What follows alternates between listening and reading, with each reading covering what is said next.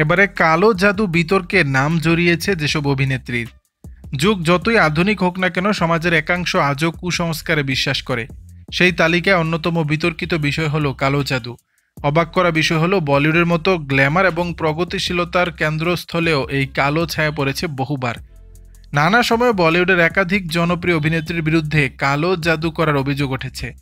বিনোদন দুনিয়ায় আলো ঝলমলে চেহারার আড়ালে লুকিয়ে থাকা এসব গুঞ্জন নিয়ে বরাবরই ছিল ভক্তদের আগ্রহ। দেখে নেওয়া যাক কোন কোন বলিউড অভিনেত্রীর দিকে উঠেছে কালো জাদু চর্চার অভিযোগ। কাঙ্গনা রানাওয়াত। বলিউডে ঠোঁটকাটা হিসাবে পরিচিত কাঙ্গনা রানাওয়াত যেন বিতর্কের আরেক নাম। একবার তার প্রাক্তন প্রেমিক অধ্যয়ন সুমন অভিযোগের আঙুল তুলেছিলেন কাঙ্গনার দিকে। তার দাবি ছিল, সম্পর্কে থাকাকালীন কাঙ্গনা নাকি তার উপর কালো জাদু করেছিলেন এবং তন্ত্র সাধনার মতো বিষয়ের সঙ্গে যুক্ত ছিলেন। যদিও কাঙ্গনা এই অভিযোগকে উড়িয়ে দিয়ে রসিকতা করে বলেছিলেন যে ডাইনি বিদ্যা একটি পুরাতন প্রথা এবং ঘুরিয়ে তিনি এর পক্ষে মত দিয়েছিলেন। রিয়া চক্রবর্তী।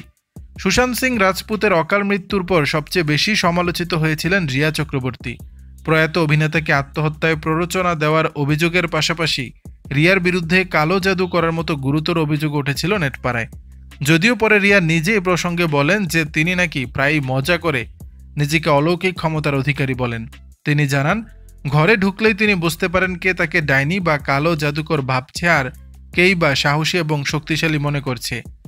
কিয়ারা আডভানি। বলিউডের মিষ্টি নায়িকা কিয়ারা আডভানি এই তালিকা থেকে বাদ যাননি। সিদ্ধার্থ মালহোত্রার সঙ্গে বিবাহ বন্ধনে আবদ্ধ হওয়ার পর সিদ্ধার্থের দুই অনুরাগী কিয়ারার বিরুদ্ধে কালো জাদুর অভিযোগ তোলেন। তাদের দাবি ছিল কিয়ারা নাকি সিদ্ধার্থকে বশ করেছেন এবং এর ফলে অভিনেতা নিজের ব্যাংক অ্যাকাউন্টও ব্যবহার করতে পারেন না। অবশ্য এই ভিত্তিহীন গুঞ্জনকে পাত্তা দেননি এই তারকা দম্পতি। দর্শক, বিষয়টি নিয়ে আপনাদের মতামত জানাবেন নিচের কমেন্ট বক্সে।